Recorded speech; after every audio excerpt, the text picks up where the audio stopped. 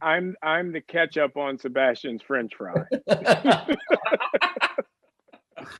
That's it. That's it. Way to put a button on it and then something.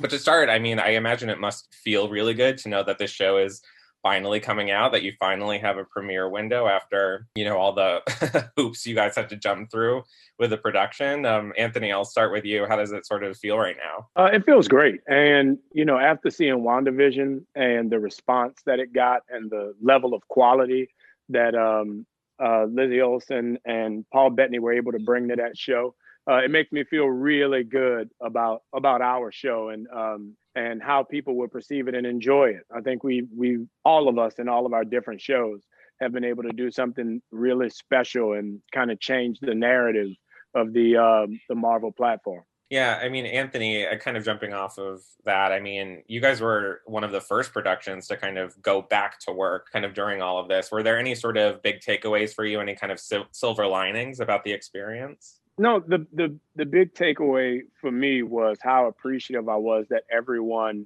was looking out for each other.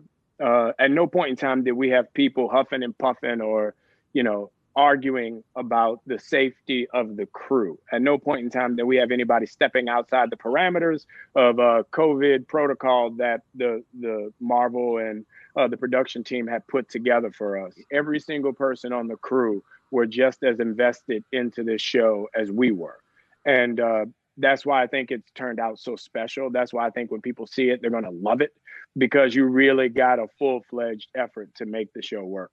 It's funny that you say that you and Sebastian put a lot of yourselves into this work, because, Malcolm Spellman was saying that in his eyes, that scene in Civil War with you two in the car was sort of the birth of what would be this show. So, Sebastian, I mean, what do you sort of remember from that scene? Was it already part of the script? Did you guys kind of improv through that? No, yeah, the scene was in the script, and it was like a very cool, like cute little quick moment, and I think when we got there, the Russos were so encouraging to want to have us explore, and then we just kind of take after take, Anthony would do something else, and then I would kind of adjust to that, and yeah, like somehow that, but I'm a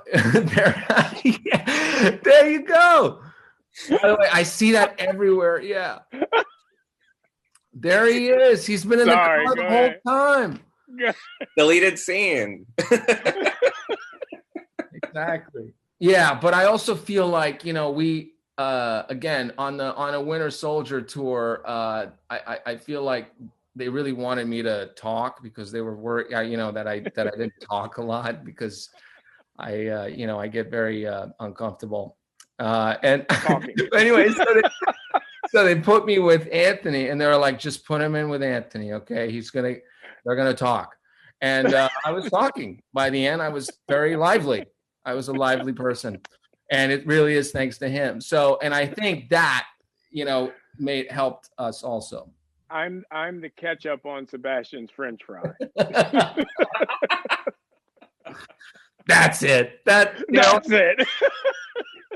Way to put a button on it and then something. These guys use brute force.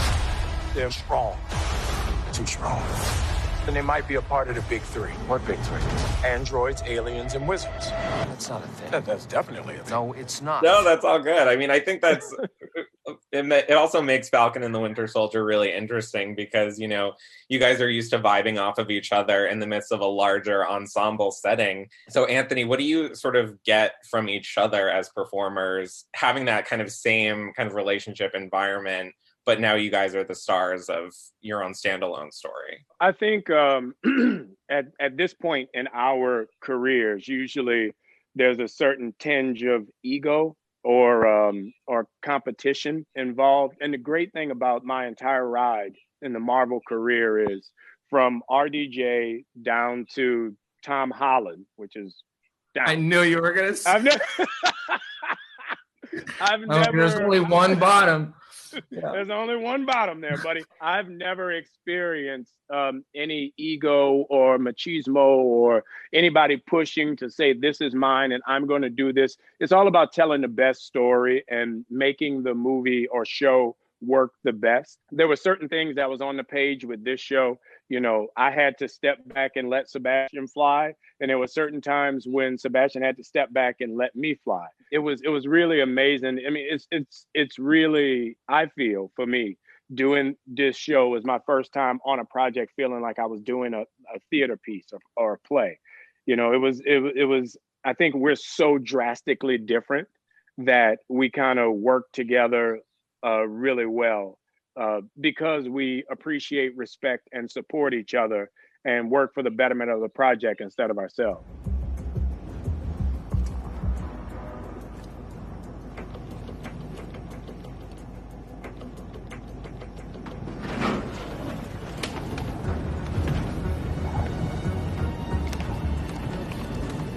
So what's our plan? Great. So no plan. 30 seconds!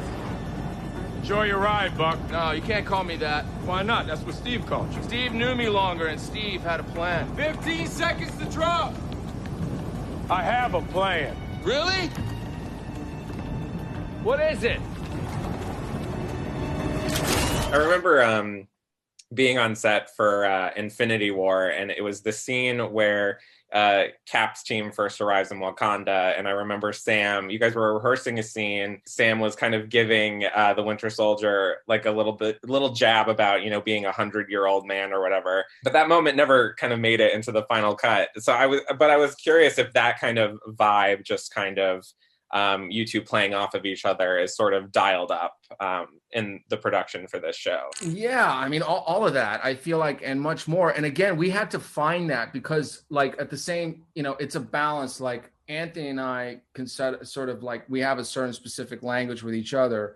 But then like the characters, we have to remember, like, the characters have their own thing and, you know, the history and where they coming from. So we had to sort of find the balance.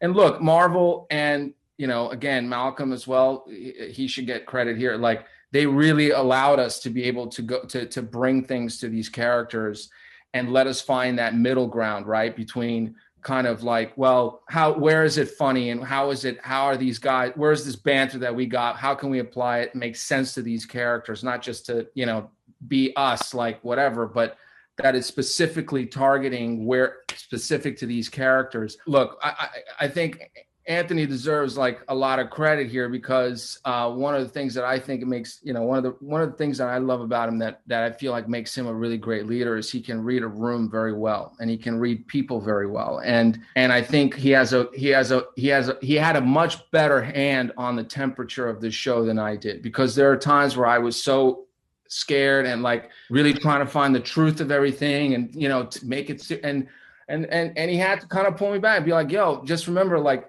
we're going to have some fun too. Like, this is a ride. This is a thing, you know, yes, let's find the dramatic moment, but just remember that it's supposed to be fun too. And I think that's a very important thing that you need, especially I think going into Marvel, but also just like that this show needed, you know. We're not a team. Nope. We're partners. Co-workers. We look damn good. Yeah, Anthony, I wanted to ask, because Malcolm spoke about how the writers found it or felt it was very significant to sort of consider the idea of a Black man succeeding Captain America, given our current climate in this country.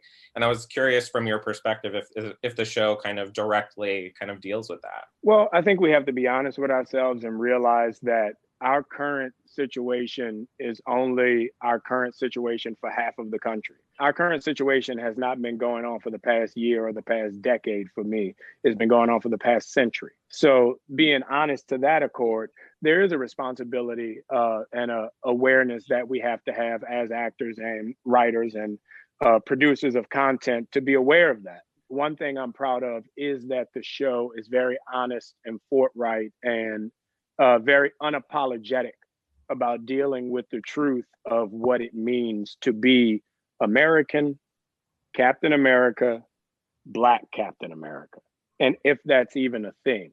I think, picking up from where we left off at the end of Endgame, the show progresses extremely well by asking those questions and really explaining why Sam said at the end of Endgame, the shield feels like it belongs to someone else.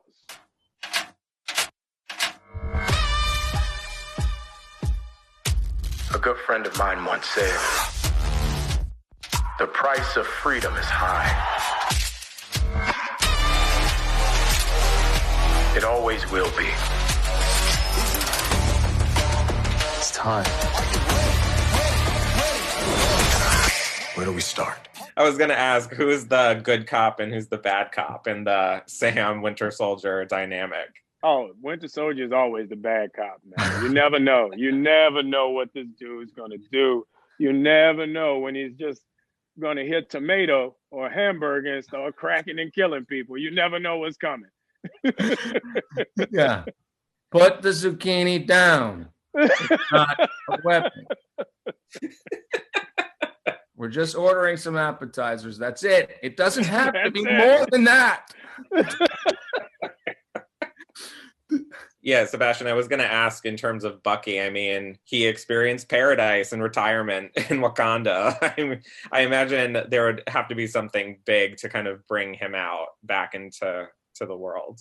I don't know. I'll make this analogy to, I guess maybe you go on vacation somewhere. Maybe you go for 4 or 5 days and you experience sort of this initial relief for being in a new place, and you're busy, you're seeing things or you're meeting people, and the energy's always up, right? But at some point you're going to come back around to the world that's waiting for you, and to the past and to all these things. And so, he's by all means evolved since the Civil War world, but at the same time, again, both of these characters are struggling with this, with having suddenly having these shoes to fill, and they both related to Steve Rogers very differently. And I think for Bucky, it's sort of like having to now not worry about anybody and sort of be given like, okay, man, you're free, go out there and make something of yourself. Okay, well, what am I going to make of myself? This is all I've known, and this is where I come from. So okay, so who am I? And if you look at it,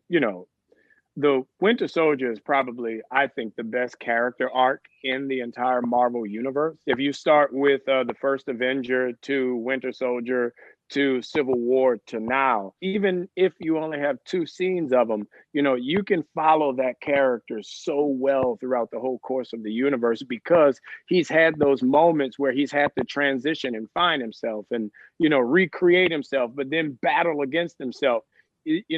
Sebastian, lucky enough, as always, he's in acting moments, and the rest of us sit around and just like play off of him. So, kudos to you, Sebastian. One of these days he's going to bring me to tears. But I always thought it wasn't because of a compliment. I thought it was because of something else. But it always is a compliment. And on that note, I'll just say thank you guys so much for taking the time to speak with me today. And I can't wait to see what you guys have been working on all this time. Awesome. Thanks a lot, man. Thank you so much. Thank you guys. Have a great day.